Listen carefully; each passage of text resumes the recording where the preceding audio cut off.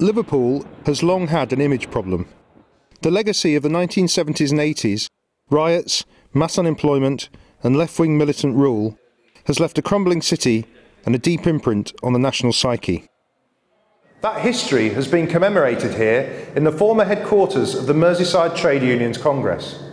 It's been reopened as part of the Liverpool Biennial Arts Festival. But that old image is about to change. The BAC Mono is built in Liverpool. With a top speed of 170 miles per hour and capable of reaching 60 miles per hour in under 3 seconds, the single-seater has been ordered by customers in more than a dozen countries at £95,000 apiece. It's the brainchild of car designers Neil and Ian Briggs, who moved the company from Cheshire to Liverpool last year.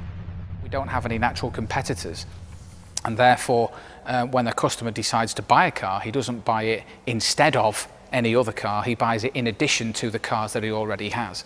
And that's why we say we've created this new purist supercar space. It's a niche within a niche, and absolutely it's a sustainable business. We've already taken over 200 orders of commitments over the next 3 years from customers and distributors alike.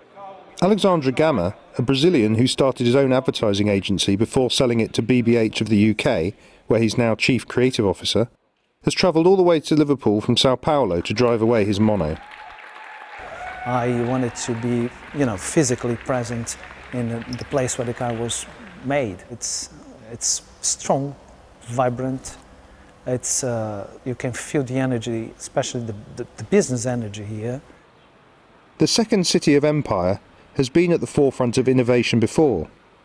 It pioneered the skyscraper a century ago with the Liver Building's steel and concrete frame.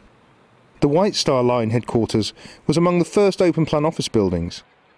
Billions have been spent revitalising its docks, restoring a cruise ship terminal to the famous waterfront, and on a new arena and convention centre, as well as the Liverpool One shopping centre. But it remains England's most deprived city and has borne the brunt of government cuts. With benefits reduced and public sector wages frozen, almost £200 million annually has been sucked out of the economy. That's the equivalent of £700 for every person of working age. While it's created twice as many private sector jobs as those lost in the public sector, many are low wage and part-time. There's a lot of private sector investment coming into Liverpool. One of the big problems is austerity has meant to affect public sector cuts. The local authority is having its revenue budgets terribly squeezed, by a huge percentage. So on the revenue front, we're struggling. On the investment capital front, we're still doing well. So it's a mixed picture, but I think there's much more good news than bad news. As the public sector contracts, the private sector is starting to step in.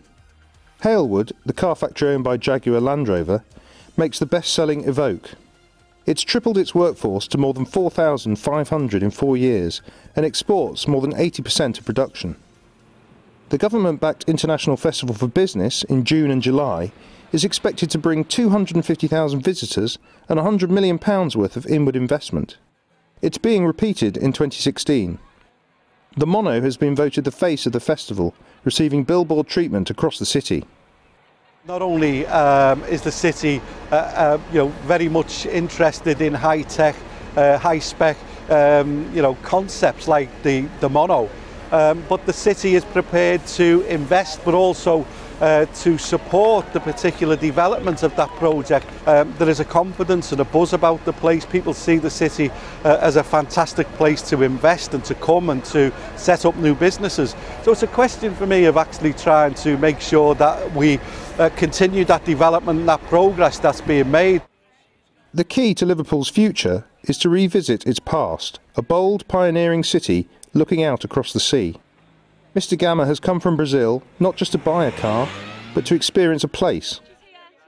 Globalisation created Liverpool's wealth and then destroyed it. The city believes the tide is once more running in its favour.